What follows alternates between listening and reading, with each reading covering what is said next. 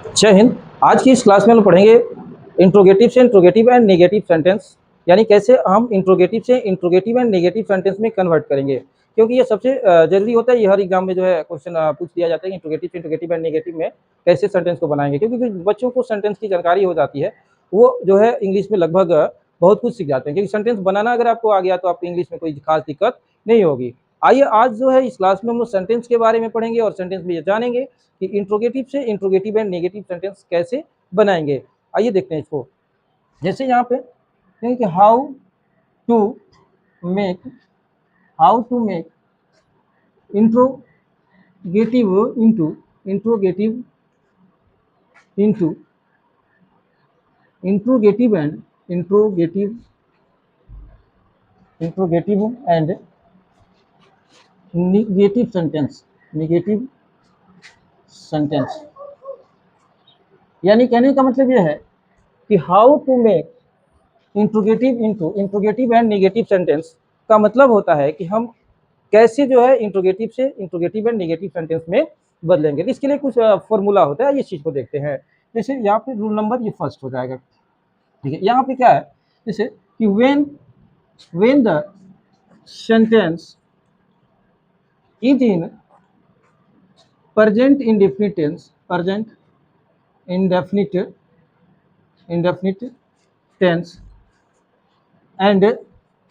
and its subject is in third person singular number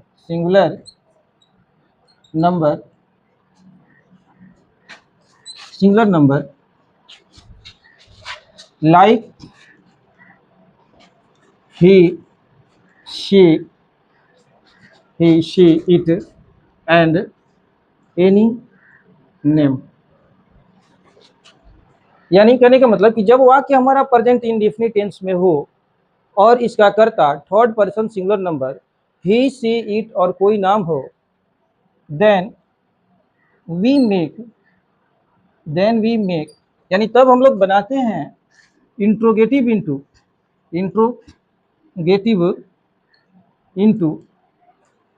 interrogative and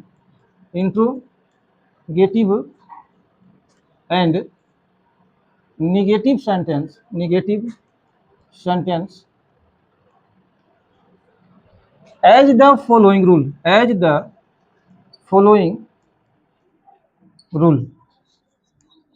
यानी कहने का मतलब है कि जब when the sentence is in present indefinite tense, यानी जब वहां के प्रेजेंट इंडेफिनिट टेंस में हो and its subject is in third person singular number, और यदि इसका कर्ता और जो है इसका कर्ता थर्ड पर्सन सिंगुलर नंबर हो, जैसे ही का मतलब होता है वह, और ये मेल के लिए इसका प्रयोग करते हैं। सी का मतलब होता है वह और इसका प्रयोग फीमेल के लिए किया जाता है, और इट का मतलब होता है यह और इसका प्रयोग नॉन लिविंग में करते हैं। एंड एनी नेम, और कोई भी नाम हो, देन वी मेक तब हम लोग बनाते हैं interrogative into interrogative and negative sentence as the following rule. यानी इंट्रोगेटिव से इंट्रोगेटिव एंड नेगेटिव सेंटेंस इस नियम के अनुसार बनाते हैं।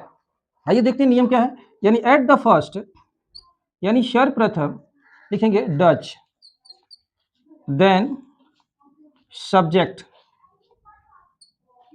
After it not, then V1, after it other word, at last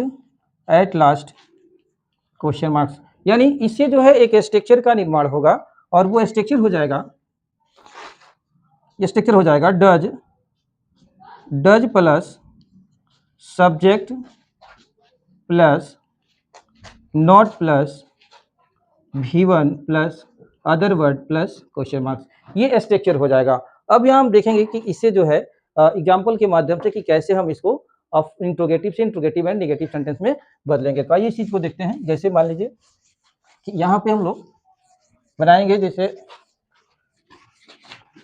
देखिए, जैसे मान लीजिए यहाँ पे एग्जाम्पल के थ्रू देखते हैं बनाना है। यानी does he go to school daily, यानी इसका मतलब हो जाएगा कि क्या वह रोज स्कूल जाता है, जाता है। और इस ये जो सेंटेंस है इसको हम लोग इंट्रोगेटिव सेंटेंस कहते हैं।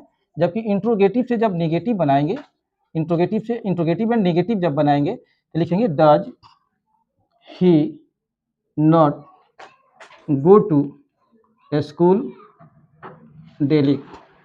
और इसका हिंदी जो सेंस निकलेगा ये होगा कि क्या वह रोज स्कूल नहीं जाता है। आइए नेक्स्ट एग्जांपल देखते हैं, सेकंड एग्जांपल देखते हैं। जैसे अगर हमारा इंट्रोगेटिव सेंटेंस है कि does teacher teach teach us English today, और लास्ट में क्वेश्चन मार्क्स का चिन्ह हो जाएगा। यानी यहाँ पे देखेंगे कि does teacher teach us English today का मतलब होगा कि क्या शिक्षक आज हम लोगों को अंग्रेजी पढ़ाते हैं। और जब इसको इंट्रोगेटिव एंड नेगेटिव में बदलेंगे, इंट्रोगेटिव एंड नेगेटिव सेंटेंस में बदलेंगे, यहाँ लिखेंगे डज, डज के बाद लिखेंगे टीचर और इसके बाद लिखेंगे नॉट, यानी डज टीचर नॉट, बाकी सेम लिख देंगे, टीच अस इंग्लिश टुडे।